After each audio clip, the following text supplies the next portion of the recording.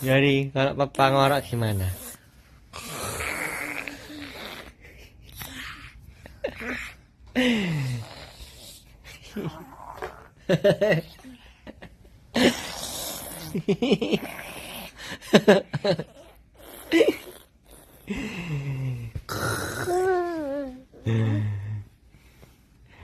Gimana papa kalau ngorok? Tangan satu mungkin. Ya.